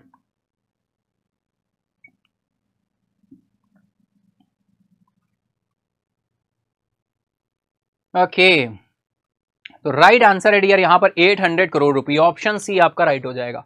चलिए नेक्स्ट क्वेश्चन। योजना के तहत प्रत्येक चयनित मॉडल सौर ग्राम को कितनी केंद्रीय वित्तीय सहायता मिलेगी भाई? How much central financial assistance will each selected model solar village receive under the scheme? 50 lakh rupee, 2 lakh rupees, 75 lakh rupees, 1 crore rupees? फटाफट बताएंगे, आंसर करेंगे आप सभी। चलेंगे आंसर की तरफ, लेकिन उससे पहले आपको आंसर करना होगा। बताएं, योजना के तहत प्रत्येक चयनित मॉडल सौर ग्राम को कितनी केंद्रीय वित्तीय सहायता मिलेगी? ओहो, पेन बहुत गिर रहा है भाई, कोई बात नहीं, चलिए, जो गिरेगा वही उठेगा, है ना? जो कभी गिरा ही नहीं वो क्या उठेगा? चलिए चलते हैं हम लोग आंसर की तरफ, देखते हैं राइट आंसर क्या है। राइट आंसर है भैया 1 करोड़ रुपए, ऑप्शन डी राइट है, ऑप्शन डी इज राइट। चलिए नेक्स्ट क्वेश्चन। जुलाई 2024 में भारत में खुदरा मुद्रास्फीति क्या थी भाई? जुलाई का बता दो, जुलाई का पूछा ना, अभी लास्ट वीक ही तो डिस्कस किया था भाई तुम्हारे साथ, तभी तो पूछ रहे हैं, बताओ। नहीं बता पाओगे क्या? बिल्कुल बता पाओगे, नहीं तो भैया ये ऐसा क्वेश्चन है, मैं चिल्लू भर पानी चाहिए, है ना, उसमें हमें करना पड़ेगा, फिर काम चलाना पड़ेगा, समझ रहे हो ना बात को? अरे भाई वही कहावत भूल गए, पुराने एस्पिरेंट हमारे बिल्कुल सब जानते हैं अच्छे से, चिल्लू भर पानी में डूब के मरना पड़ेगा मुझे। करो answer. Retail inflation in India for July 2024, 4.10, 5.42, 3.54, 2.98. That is right answer is okay 3.54%। यार आरबीआई ने बोला जो इन्फ्लेशन रेट इंडिया में होना चाहिए 4 ± 2 होना चाहिए, यानी 2% से 6% के बीच इन्फ्लेशन रेट होना चाहिए। इन्फ्लेशन को कंट्रोल करने का काम है आरबीआई का, और आरबीआई मनी फ्लो को कंट्रोल करता है, और उसी के बिहाफ पे इन्फ्लेशन को कंट्रोल करने का काम भी करता है। मॉनेटरी पॉलिसी लेकर आता है RBI, bimonthly monetary policy आती है, हर 2 महीने में रेट्स क्या होते हैं, रिवाइज होते हैं, और अगर हम मॉनेटरी पॉलिसी में बात करें तो कुछ रेट्स हमारे लिए बहुत इंपॉर्टेंट हो जाते हैं, जैसे रिजर्व रेशियोज जो हमारे होते हैं, CRR और SLR। CRR परसेंट की बात करें, आप सभी जानते हो 4.50% है इन प्रेजेंट। SLR की बात करें 18% है। ये हमारे रिजर्व रेशियोज हैं। इसी तरह के कुछ हमारे इंटरेस्ट रेट्स होते हैं, उनको भी पता होना चाहिए। जैसे अगर हम बात करें किसकी, रेपो रेट की, रिवर्स रेपो रेट की, तो पता होने चाहिए। रेपो रेट आपका 6.50% है इन प्रेजेंट। हम बात करें रिवर्स रेपो रेट की, इनको 3.35 पे फ्रीज कर दिया गया है। इसके बाद अभी प्रेजेंट टाइम में रिवर्स रेपो रेट की जगह SDF काम कर रहा है टेम्परेरी रूप से, जो कि कितने परसेंट है, 6.25% है। और अगर हम बैंक रेट बात करें तो बैंक रेट कैसे भूल सकते हो आप सभी, 6.75% है। और अगर हम बात करें MSF की तो बैंक रेट पर ही कैलकुलेट होता है MSF एक फैसिलिटी है और ये भी 6.75% है। तो ये सारे के सारे हमारे इंटरेस्ट रेट्स हैं, पॉलिसी रेट्स हैं, आपके साथ डिफरेंट टाइम पे पार्ट पे हमारे साथ डिस्कस होते रहते हैं आपके साथ। तो ये सारे रेट्स आपको पता होने चाहिए। और रिटेल इन्फ्लेशन हमारा कितना रहा है, 3.54% रहा है। चलिए चलते हैं नेक्स्ट क्वेश्चन की तरफ। जुलाई 2024 में खाद्य मुद्रास्फीति दर क्या थी? भाई ध्यान रखना, यहाँ पे खाद्य मुद्रास्फीति पूछी गई है, फूड इन्फ्लेशन रेट पूछा गया है। ये थोड़ा सा मॉडरेट क्वेश्चन के लेवल पे जाएगा। रिटेल इन्फ्लेशन तो हमने देख लिया कितना, 3.54 है। लेकिन अगर हम बात करें फूड इन्फ्लेशन रेट, तो बताइए क्या आंसर होने वाला है आपके साथ डिटेल में। यहाँ पे और भी 3 से 4% आपके डिस्कस हुए थे, तो बता दो फूड इन्फ्लेशन क्या रहने वाला है, क्या रहा है ना। जुलाई मंथ की बात हो रही है। चलेंगे आंसर की तरफ। राइट आंसर है 5.42%। तो डी ऑप्शन भी आपका राइट रहेगा, 5.42%। नेक्स्ट क्वेश्चन की तरफ चलें तो जुलाई 2024 में शहरी क्षेत्रों में मुद्रास्फीति की दर क्या रही है? भाई inflation rate in urban areas के लिए इन्फ्लेशन रेट अलग से कैलकुलेट किया गया। फाइनली ये कितना रहा है, 4.10, 5.42 है, 2.98 है, 3.54 है। फटाफट आंसर करो, टाइम स्टार्ट है ना। करो फास्ट करो, बहुत ज्यादा टाइम नहीं लेना है, फटाफट आंसर करते चलने हैं। हम लोग आगे बढ़ते चलेंगे, टाइम के साथ साथ आंसर करते चलो, मार्क्स भी काउंट करते चलना। चले आंसर की तरफ। राइट आंसर हो जाएगा 2.98%, ऑप्शन सी राइट हो जाएगा। चलो नेक्स्ट क्वेश्चन। जून 2024 में भारत के IIP यानी इंडेक्स ऑफ इंडस्ट्रियल प्रोडक्शन बताना है आपको। IIP ये ईयर देखो भाई जून का बताया गया है, क्योंकि ये 2 महीने पीछे चलता है। जून का बताया अगस्त में, और अगस्त का बताएंगे कब, अक्टूबर में, समझ रहे हो। यानी जुलाई का कब पता चलेगा, सितंबर में। ठीक है, तो IIP इंडेक्स पूछा गया है जून 2024 का, कितने परसेंट रहा है, फटाफट बताओ, टाइम स्टार्ट है। What was the growth rate of India's index of industrial production in जून 2024? जून 2024 में भारत का औद्योगिक उत्पादन सूचकांक IIP की वृद्धि दर क्या रही है? 3.5, 4.2, 5.6, 6.1। चलेंगे आंसर की तरफ। राइट आंसर निकल कर आ रहा है 4.2%, ऑप्शन बी आपका राइट हो जाएगा। Next question. जून 2024 में विनिर्माण क्षेत्र की वृद्धि दर क्या थी? भाई मैन्युफैक्चरिंग सेक्टर में कितनी ग्रोथ रही है? जून की ही बात हो रही है, जून 2024, इसी न्यूज के अंदर का पार्ट है। मैन्युफैक्चरिंग में कितने % की वृद्धि रही है जून 2024 में? विनिर्माण क्षेत्र में वृद्धि दर क्या थी? बताओ भाई, फटाफट आंसर करो आप सभी, टाइम स्टार्ट है। चलेंगे आंसर की तरफ। राइट आंसर है भाई 2.6%, ऑप्शन बी आपका राइट हो जाएगा, 2.6%। Next question. चालू वर्ष के अनुसार धान की खेती के अंतर्गत कितने लाख हेक्टेयर की रिपोर्ट की गई है? भाई as of current year how many lakh hectare have been reported under paddy cultivation? चलेंगे आंसर की तरफ। पैडी कल्टीवेशन में भाई कितना रिकॉर्ड किया गया है? अगर लग रहा है कि आंसर बहुत जल्दी मैं कर दे रहा हूं, तो फाइनली आप वीडियो पॉज करके आंसर देख सकते हो, ठीक है ना। चलेंगे आंसर की तरफ। राइट आंसर है 331.78 लाख हेक्टेयर, ऑप्शन बी आपका राइट हो जाएगा। Next question. इस वर्ष खरीफ सीजन के दौरान कितने लाख हेक्टेयर में दलहन की बुआई की गई है? भाई how many lakh hectares have been sown with pulses during the kharif season this year? चलो आंसर करो फटाफट, टाइम स्टार्ट है आपका। 110.08 लाख हेक्टेयर है, 113.50 लाख हेक्टेयर है, 117 लाख हेक्टेयर है, 120.25 लाख हेक्टेयर है। कर दो आंसर फटाफट से, आप सभी का इंतजार है क्वेश्चन के आंसर का, फटाफट करेंगे आप सभी आंसर। चलो बताओ भाई, चला जाए, बोलो चलिए चलते फिर आगे चलते हैं आंसर की तरफ। राइट आंसर है 117 लाख हेक्टेयर, ऑप्शन सी आपका राइट हो जाएगा। ठीक है भाई, चलो। चालू खरीफ सीजन के दौरान मोटे अनाज के लिए कुल कितना क्षेत्रफल कवर किया गया है भाई, है ना। तो what is the total area coverage? देखो हमने आपसे क्या पूछा, पैडी पूछा, पल्सेस पूछा, अब हम आपसे क्या पूछ रहे हैं, मोटे अनाज के लिए पूछ रहे हैं, यानी कोर सेल्स पूछ रहे हैं during the current kharif season.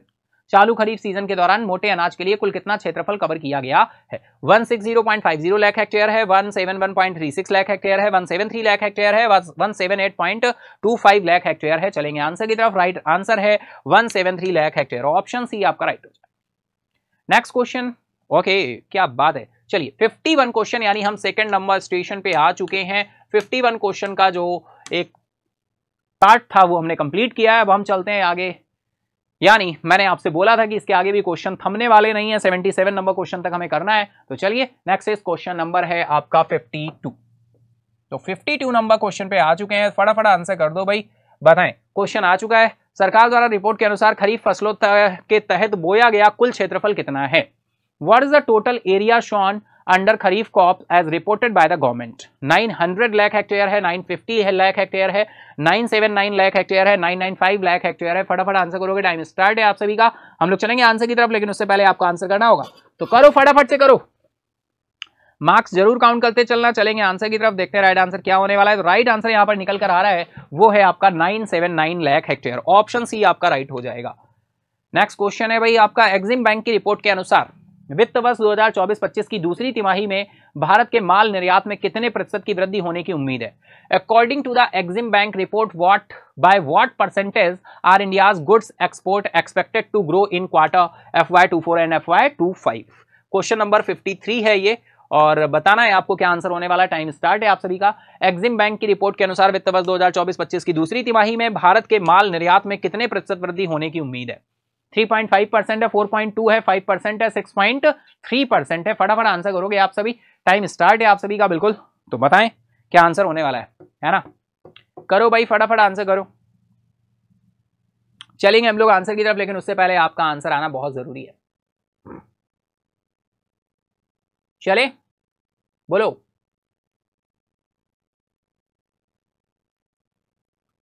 चलिए चलिए चलिए बिल्कुल चलते हैं आंसर की तरफ, देखते हैं राइट आंसर क्या है। राइट आंसर निकल कर आ रहा है 4.2%। ऑप्शन बी आपका राइट हो जाएगा। जी हाँ बिल्कुल। चलिए नेक्स्ट क्वेश्चन, वित्त वर्ष 2024-25 की जुलाई सितंबर तिमाही के लिए भारत के माल निर्यात का अनुमानित मूल्य कितना रहा है? What is the projected value of India's goods export for the July September quarter FY24 and 25? देखो एक बात ध्यान से समझो, प्रेजेंट फाइनेंशियल ईयर चल रहा है, FY24-25 लिख सकते हैं, या शॉर्ट में लिखना चाहें तो FY25 भी लिख सकते हैं। और ये जुलाई से सितंबर के क्वार्टर की बात हो रही है, यानी क्वार्टर कौन सा है? सेकेंड क्वार्टर की बात हो रही है, ठीक है, जुलाई से सितंबर। पूछा क्या गया है? India's goods export for the, यानी निर्यात में कितना, भारत के माल निर्यात का अनुमानित मूल्य कितना होगा, यानी एक्सपेक्टेड पूछा गया है। इंडियाज गुड्स एक्सपोर्ट, इंडिया का जो गुड्स एक्सपोर्ट है फाइनली वो कितना पहुंचेगा, एक्सपेक्टेड कितना है, ठीक है। तो चलिए बताइए आंसर क्या होने वाला है। टाइम स्टार्ट है आप सभी का। हम लोग चलेंगे आंसर की तरफ, देखते हैं राइट आंसर क्या हो रहा है। $100.5 बिलियन, $105.3 बिलियन, 111.7 बिलियन डॉलर और 115.2 बिलियन डॉलर। चलेंगे आंसर की तरफ हम लोग। राइट आंसर निकल कर आ रहा है $111.7 बिलियन। ऑप्शन सी आपका राइट हो जाएगा, $111.7 billion. Option C is the right now, ठीक है, क्लियर। चले चलो नेक्स्ट क्वेश्चन है भाई, पिछले वर्ष की समान अवधि की तुलना में वित्त वर्ष 2024-25 की दूसरी तिमाही के दौरान गैर तेल निर्यात में कितने प्रतिशत की वृद्धि हुई है? What growth percentage did non-oil export mark during quarter second FY24-25 compared to the same period last year? देखो मैं आपको बात बता दूं, ये क्वेश्चन आप देख रहे होंगे ना परसेंटेज वाले, तो आपको लगता होगा सर ये क्वेश्चन क्या तैयार करने हैं। देखो अगर आप ये क्वेश्चन तैयार कर लेते हो तो आप उन एस्पिरेंट से अपने आप को आगे कर लेते हो जो in general on an average बहुत ही सिंपल से क्वेश्चन करते हुए निकल जाते हैं। ये क्वेश्चन ऐसे हैं जो आपको स्कोरिंग कराते हैं, जो आपको औरों से अलग बनाते हैं, जो आपको कंपटीशन में टॉपर की लिस्ट में लेकर जाते हैं। ये उस तरह के क्वेश्चन हैं। इनके पीछे नहीं पड़ना है, मतलब इनको बैठ के रटना नहीं है, लेकिन अगर एक बार दो बार मल्टीपल, जिस तरह से मैं न्यूज़ डिस्कस करता हूं वहां पे डिस्कस हो जाता है, क्वेश्चन वीकली सेशन में डिस्कस हो जाता है। अगर बहुत इंपॉर्टेंट होता है तो वही सेम क्वेश्चन आपको मंथली सेशन में भी देखने को मिल जाता है। जब वो इतने फेज से होकर गुजरता है तो कहीं ना कहीं हम आपके दिमाग के साथ खेल रहे होते हैं कि हम बार बार उस क्वेश्चन को आपके दिमाग में रखने की कोशिश करते हैं। हम डेली न्यूज़ के पार्ट पे डिस्कस करके आपके दिमाग में रखते हैं, हम फिर वीकली में आपके दिमाग में रखते हैं, हम डेली सेशन में जो क्वेश्चन करते हैं वहां से आपके दिमाग में रखते हैं, फिर हम मंथली सेशन में जब लेकर आते हैं तो भी हम आपके दिमाग में वही क्वेश्चन रखते हैं, हम मैराथन सेशन करते हैं तब भी हम वहां पे दिमाग में रखते हैं, फिर इसके बाद हम डेली बहुत सारी रैपिड फायर में चीजें करते हैं तब भी हम आपके वहां दिमाग में वो क्वेश्चन रखते हैं। ये इतने स्टेप होते हैं जिससे हम आपके दिमाग में वो क्वेश्चन या वो पॉइंट या वो फिगर याद कराने की कोशिश करते हैं। समझ पा रहे हो? और ये डिफरेंस आपको आपके एवरेज एस्पिरेंट, एवरेज कॉम्पिटिटर से आपको अलग बनाता है ना। तो जीतने वाले कोई अलग काम नहीं करते, वो हर काम अलग ढंग से करते हैं। ये वही प्रयास हैं, वही एफर्ट हैं जो आपको 4 कदम आगे रखते हैं ऑन एन एवरेज स्टूडेंट से। ठीक है ना, चलिए चलते हैं आंसर की तरफ, देखते हैं बिल्कुल राइट आंसर क्या होने वाला है। आई होप आप अप्रोच समझ पा रहे होगे, क्योंकि ये आप सबके लिए जो किया जा रहा है ना, ये जो प्रयास है, जो एफर्ट है, जो वर्क है, ये आपको पता होना चाहिए। इसमें कोई ऐसा नहीं है कि ये नहीं नहीं बस ठीक है ना। इससे आपको इंपॉर्टेंस समझ आती है चीजों की कि हाँ ऐसा है क्या, जी हाँ बिल्कुल है ऐसा। चलेंगे आंसर की तरफ, राइट आंसर आ रहा है 6.26%, ऑप्शन सी आपका राइट हो जाएगा। चलिए नेक्स्ट क्वेश्चन की तरफ चलते हैं। इस योजना के तहत महिलाओं को कुल कितनी वार्षिक लाभ राशि प्रदान की जाने की उम्मीद है ना। ये क्वेश्चन इनकम्प्लीट है मुझे लग रहा है। बिल्कुल, what is the total annual benefit amount expected to be provided to women under this scheme. ये बात हो रही है जो स्टेट में, कौन सा स्टेट है जिसमें हमने बात की थी, उज्ज्वला योजना के तहत फ्री सिलेंडर देने की बात की गई है ना, उसी से रिलेटेड है। और आप सभी को ध्यान आ रहा होगा कौन सा राज्य, हरियाणा, है ना। तो राइट आंसर क्या हो जाएगा, 1500 करोड़। ठीक है, इनकम्प्लीट क्वेश्चन है, मैं आपको पहले ही बता दूं इनकम्प्लीट है। यहाँ पे वही योजना आएगी जो आपकी राज्य सरकार के द्वारा फाइनली हरियाणा के लिए ही डिस्कस हुआ था ना, कि आपका क्या प्रधानमंत्री उज्ज्वला योजना जो है उसके जरिए यहाँ पर क्या फ्री में सिलेंडर दिए जाएंगे। ठीक है, तो वो न्यूज़ है आपकी, इनकम्प्लीट क्वेश्चन है ये। उस योजना का नाम होना चाहिए, इस योजना मतलब कौन सी योजना है ना, ये ये मतलब फ्रेमिंग में यहाँ पे ये डिफॉल्ट है। ठीक है, चलो नेक्स्ट क्वेश्चन की तरफ चलें। अरुणाचल प्रदेश में आयोजित तिरंगा यात्रा की लंबाई कितनी थी है भाई। What is the length of the तिरंगा यात्रा conducted in Arunachal Pradesh.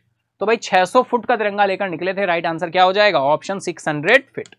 Next question आ रहा है, भारत के एमएसएमई मंत्रालय की ओर से समझौते ज्ञापन पर हस्ताक्षर किए गए हैं, और ये हस्ताक्षर किसके द्वारा किए गए हैं आपको बताना है। टाइम स्टार्ट है आप सभी का। तो प्राइम मिनिस्टर नरेंद्र मोदी हैं, सेक्रेटरी SCL दास जी हैं, या minister of finance Nirmala Sitharaman है, या ministry of external affair minister S Jaishankar है। फटाफट आंसर करोगे भाई आप सभी। चलेंगे आंसर की तरफ हम लोग, चलिए राइट आंसर निकल कर आ रहा है सेक्रेटरी SCL दास, ऑप्शन बी राइट हो जाएगा। ठीक है ना, चलिए नेक्स्ट इज बिल्कुल ये बहुत अच्छा क्वेश्चन है। समझौते ज्ञापन पर हस्ताक्षर किसने किए हैं MSME के लिए, माइक्रो स्मॉल मीडियम एंटरप्राइजेस, है ना। नेक्स्ट चलते हैं, नेक्स्ट क्वेश्चन आ रहा है आपका, what is the theme of India's inaugural national space day celebrate किया जाएगा 23 अगस्त को। आपको अभी साथ हमने टीम डिस्कस किया था, तो फाइनली उसकी थीम क्या रहने वाली है। 23 अगस्त को मनाए जाने वाले भारत के पहले राष्ट्रीय अंतरिक्ष दिवस का विषय क्या है। ऑप्शन है आपके सामने, बताएं फटाफट आंसर क्या होने वाला है। Exploring the stars, India's galactic journey, space exploration and technological innovation है, touching lives while touching the moon, India's space saga है, India's path to cosmic frontiers है। बताएं, चलेंगे आंसर की तरफ, लेकिन उससे पहले आंसर करना है आपको। चलते हैं आंसर की तरफ। राइट आंसर निकल कर आने वाला है डियर यहां पर, touching lives while touching the moon, India's space saga, option C right हो जाएगा। Next question, Which distinguished scientist spoke exclusively to Akashvani News about the relevance of National Space Day? किस प्रतिष्ठित वैज्ञानिक ने राष्ट्रीय अंतरिक्ष दिवस की प्रासंगिकता के बारे में आकाशवाणी समाचार से विशेष रूप से बात की है। डियर एज अ इनएप्रोप्रिएट, लेकिन हाँ चलिए राइट आंसर यहाँ पर आपका डॉक्टर शंकरन है, M शंकरन है। एज अ इंफॉर्मेटिव न्यूज को फाइनली क्वेश्चन फ्रेम हो गया है, कोई नहीं। चलिए नेक्स्ट क्वेश्चन, राष्ट्रीय अंतरिक्ष दिवस मनाने का मुख्य कार्यक्रम नई दिल्ली में कब होगा। When will the main event celebrating National Space Day take place in New Delhi? यार इस तरह के क्वेश्चंस ना ये बैंकिंग एंड इंश्योरेंस के एग्जाम्स के लिए बहुत ही इंपॉर्टेंट हो जाते हैं, इवेंट वगैरह पूछ दिए जाते हैं। तो ये इवेंट कब रहने वाला है आप सभी को पता है, 22 से 23 अगस्त। ऑप्शन बी आपका राइट है। नेक्स्ट क्वेश्चन है, 14वें राष्ट्र संयुक्त कार्य समूह की बैठक में भारतीय प्रतिनिधि मंडल का नेतृत्व किसने किया। Who lead the Indian delegation at the 14th Joint Working Group Meeting? 14वें संयुक्त कार्य समूह की बैठक में भारतीय प्रतिनिधिमंडल का नेतृत्व किसने किया है। KD देवल जी हैं, एस जयशंकर हैं, अजीत डोभाल हैं, हर्षवर्धन श्रृंगला हैं। बताएंगे, आंसर करेंगे फटाफट, बहुत ही अच्छा क्वेश्चन है, बताएं। 14वें संयुक्त कार्य समूह की बैठक की भारतीय प्रतिनिधिमंडल का नेतृत्व किसने किया है। तो राइट आंसर है डियर KD देवल जी हैं, ऑप्शन ए आपका राइट हो जाएगा। नेक्स्ट क्वेश्चन इज, हरियाणा के मुख्यमंत्री नायब सिंह सैनी ने हाल ही में कितनी परियोजनाओं का शिलान्यास किया है। बिल्कुल बहुत ही अच्छा क्वेश्चन है। How many projects did Haryana chief minister Nayab Singh Saini laid the foundation stone for recently. करो आंसर करो फटाफट। 300 है, 500 है, 600 है, 700 है। यार बिल्कुल आपके साथ डिस्कस हुआ था, राइट आंसर है 600 प्रोजेक्ट्स, ऑप्शन सी राइट हो जाएगा। नेक्स्ट क्वेश्चन है, महाराष्ट्र के मुख्यमंत्री एकनाथ शिंदे ने आपदा निवारण परियोजनाओं के लिए कितनी धनराशि स्वीकृत की है? 1500 करोड़, 2266 करोड़ है, 2766 करोड़ है, 3000 करोड़ है? फटाफट आंसर करोगे, टाइम स्टार्ट है। How much funding has Maharashtra chief minister Eknath Shinde approved for disaster prevention project? 1500 crore है, 2266 करोड़ है, 2766 करोड़ है, या फिर 3000 करोड़ है? करो करो आंसर करो, फटाफट करो। चलेंगे आंसर की तरफ। राइट आंसर है 2766 करोड़। ऑप्शन सी आपका राइट हो जाएगा। नेक्स्ट क्वेश्चन है भाई, डीआरडीओ द्वारा सफलतापूर्वक परीक्षण किए गए लॉन्ग रेंज ग्लाइड बम का नाम क्या है? What is the name of the long range glide bomb successfully tested by DRDO? DRDO द्वारा सफलतापूर्वक परीक्षण किए गए लॉन्ग रेंज ग्लाइड बम का नाम क्या है? करो आंसर, फटाफट बताओ। विक्रम है, गौरव है, शक्ति है, विकास है? करो आंसर, फटाफट करो, फटाफट करो, बिना किसी देरी के। चले चलते हैं आंसर की तरफ। राइट आंसर है आपका गौरव। आपके साथ डिटेल में डिस्कस हुआ था गौरव।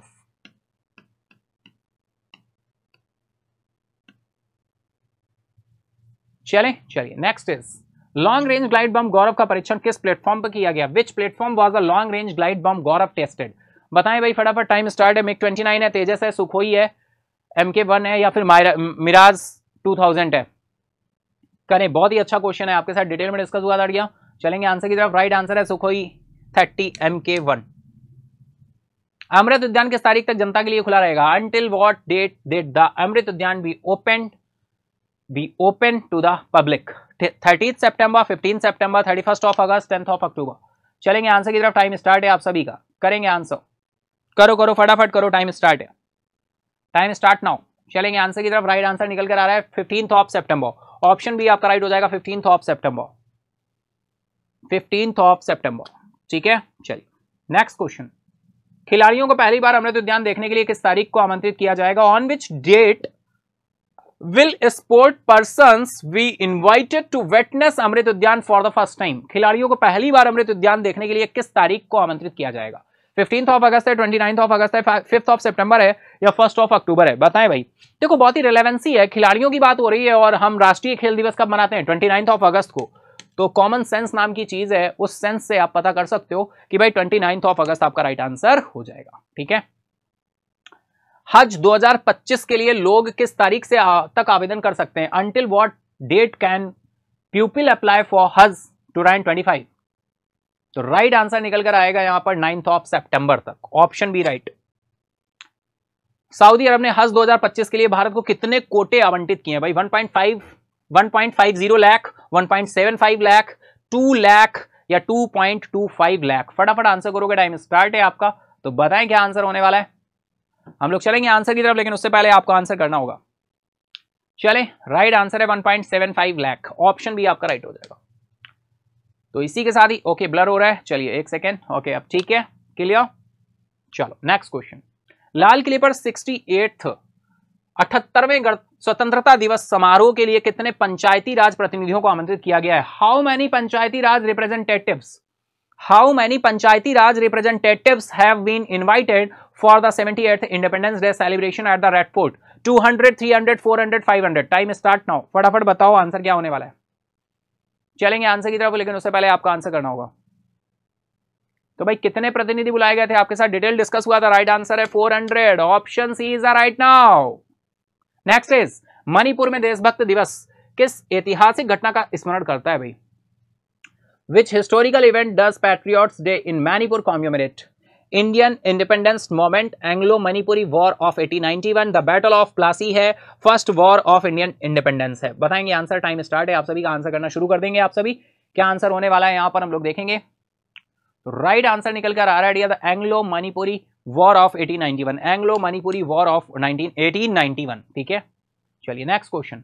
मणिपुर में राज्य स्तरीय देशभक्त दिवस समारोह कहां आयोजित किया जाएगा? Where was the state level patriots day event held in Manipur? Manipur में राज्य स्तरीय देशभक्त दिवस समारोह कहां आयोजित किया गया?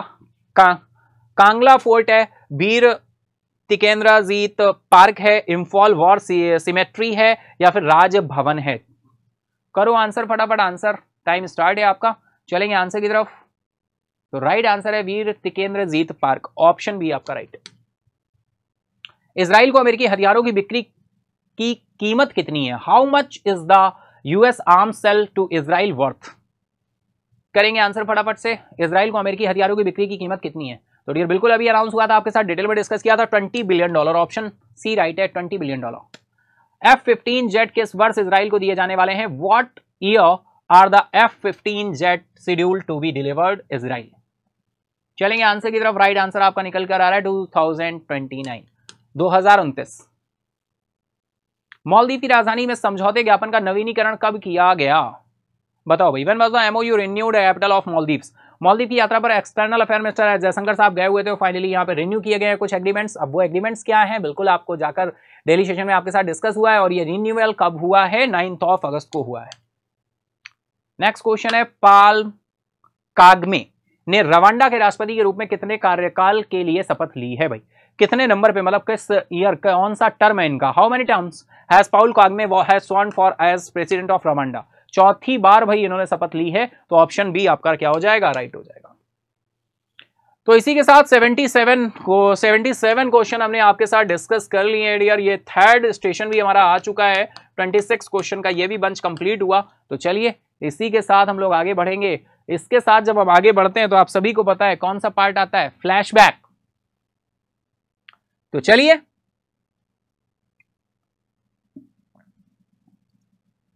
कहां? फ्लैशबैक की तरफ, यानी फ्लैशबैक संडे देखते हैं। फ्लैशबैक संडे इस वीक में क्या न्यूज रही, कैसे? तो चलिए फ्लैशबैक संडे में देखें तो रिया, इस वीक में सबसे पहले प्रधानमंत्री मोदी ने 109 जलवायु अनुकूल अधिक उपज देने वाली किस्में क्या की थी? जारी की थी। आपके साथ डिटेल में डिस्कस हुई थी ये न्यूज। राष्ट्रपति द्रौपदी मुर्मू को तिमोर लेस्ते के सर्वोच्च नागरिक सम्मान से सम्मानित किया गया। इसके बाद में विदेश सचिव विक्रम मिस्री नेपाल की 2 दिवसीय आधिकारिक यात्रा पर काठमांडू पहुंचे थे। विदेश मंत्रालय ने NSIL के साथ क्या किया है? मुनाल उपग्रह प्रक्षेपण के लिए अनुदान सहायता के लिए समझौते ज्ञापन पर क्या किया? हस्ताक्षर किए। वरिष्ठ IAS अधिकारी टीवी सोमनाथन को कैबिनेट सचिव क्या किया गया? नियुक्त किया गया। 2024-25 की पहली तिमाही में भारत का रक्षा निर्यात 78% बढ़ा।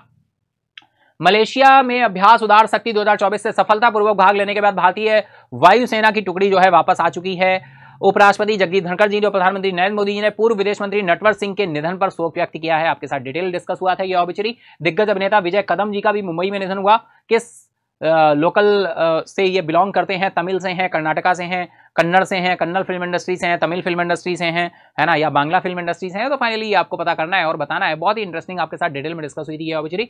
नेक्स्ट इज हम चलें, बिल्कुल डियर देखिए, किसी की ऑबिचरी होती है, हमारे लिए वो एक न्यूज़ होती है, हमारी संवेदनाएं बिल्कुल होती हैं, है ना, लेकिन ये एक बहुत ही कटु सत्य है। जिसका जन्म हुआ है उसकी मृत्यु निश्चित है, और बिल्कुल हमारी संवेदनाएं साथ में होती हैं, लेकिन हमारे लिए हम क्या कर सकते हैं? हमारे लिए वो एक न्यूज़ का पार्ट है, हमें उसे ध्यान रखना है, समझना है, और उनको ट्रिब्यूट करना है, श्रद्धांजलि देनी है ना। तो चलिए हम लोग चलते हैं। नेक्स्ट इज, सरकार ने PM सूर्य घर मुफ्त बिजली योजना के तहत आदर्श सौर गांव के कार्यान्वयन के लिए परिचालन दिशा निर्देश जारी किए हैं। हर जिले में एक आदर्श गांव बनाया जाएगा। बिल्कुल शिवराज सिंह चौहान ने न्यूजीलैंड के समकक्ष टॉड मैकले के साथ उच्च स्तरीय बैठक की। खरीफ क्रॉप 979 लाख हेक्टेयर टोटल खरीफ फसलों की बुआई के लिए इतने लाख हेक्टेयर जमीन जो है इस्तेमाल हुई है। हरियाणा के मुख्यमंत्री नायब सिंह सैनी ने हर घर गृहिणी योजना की शुरुआत की है। हर घर गृहिणी योजना। चलें, जुलाई में खुदरा मुद्रास्फीति घटकर लगभग 5 साल के निचले स्तर 3.54% पर पहुंची है। इसके साथ ही बात करें, ये आपके साथ चार्ट भी डिस्कस हुआ था। वित्त वर्ष 2024-25 की दूसरी तिमाही में भारत के माल निर्यात में 4.2% की वृद्धि की उम्मीद जताई है। एक्सिम बैंक की रिपोर्ट आई है। Exim bank that is export import bank of India, हमारे लिए डेवलपमेंट बैंक है, नॉन कॉमर्शियल बैंक है, या फिर हम स्पेशलाइज बैंक बोले। एक्सिम का हेडक्वार्टर की बात करें तो कहां पर है? एक्सिम का हेडक्वार्टर मुंबई में है। फाइनली 1982 से वर्क करना इसने शुरू किया था। हम लोग चलें आगे। जून 2024 में भारत के IIP में 4.2% की वृद्धि क्या की गई है? दर्ज की गई है।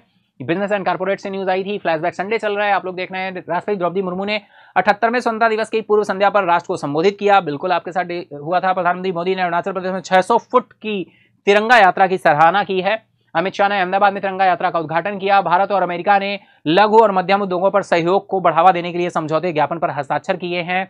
भारत 23 अगस्त को पहला राष्ट्रीय अंतरिक्ष दिवस मनाएगा। सरकार ने विज्ञान प्रौद्योगिकी योगदान को मान्यता के लिए राष्ट्रीय विज्ञान पुरस्कारों की घोषणा की है। भारत और ऑस्ट्रेलिया ने आतंकवाद निरोध पर 14वीं संयुक्त कार्य समूह की बैठक आयोजित की है।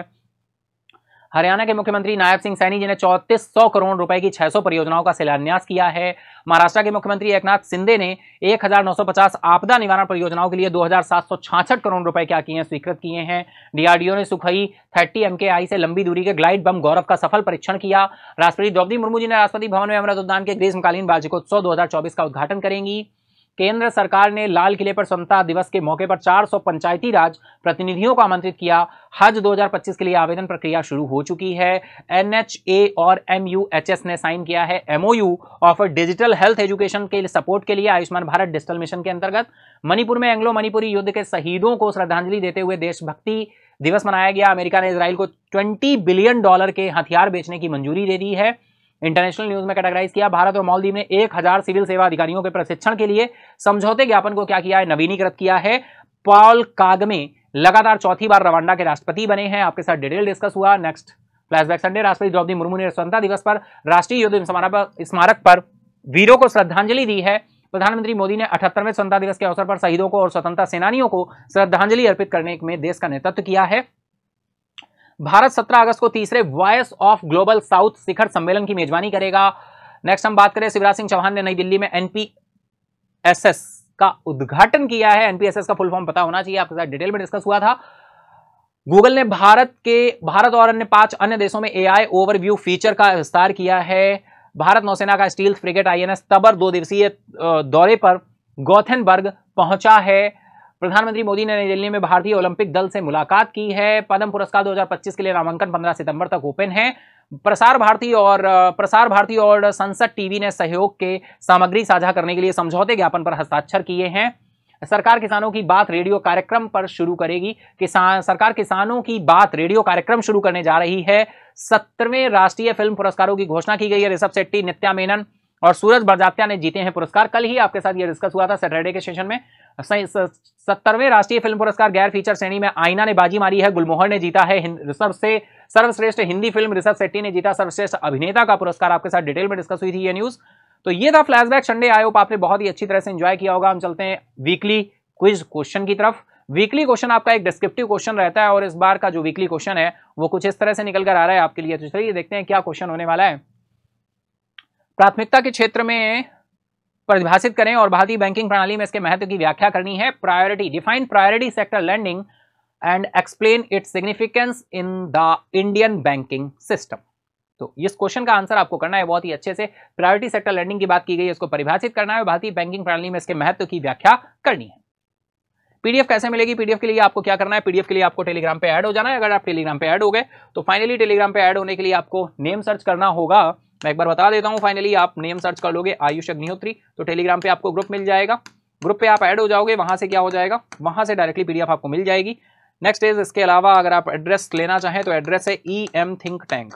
डायरेक्टली आप इसे टाइप करेंगे, आप टेलीग्राम ग्रुप पे पहुंच जाएंगे, वहां पीडीएफ शेयर कर दी जाती है, वहां से भी ले सकते हो। और यहां से डाउनलोड करने का तरीका भी बता दूं, टाइटल के नीचे डिस्क्रिप्शन नीचे मोर दिया है, आप अगेन मोर करेंगे, डिस्क्रिप्शन ओपन हो जाएगा, डाउनलोड पीडीएफ का आगे लिंक लगा होगा। लिंक नहीं लगा है तो वेट कर ले, हमारी टेक्निकल टीम जैसे ही ऐड करेगी आपको लिंक मिल जाएगा। लिंक पे टच करेंगे, एक नया पेज ओपन होगा, इस पेज पे जाएंगे तो यहाँ पे आपको डेट मिलेगी, आगे जाएंगे टाइटल डिस्क्रिप्शन मिल जाएगा, टाइटल पे टच करेंगे पीडीएफ डाउनलोड होना शुरू हो जाएगी, ऊपर से स्क्रॉल करके देख लेंगे पीडीएफ आपको मिल जाएगी।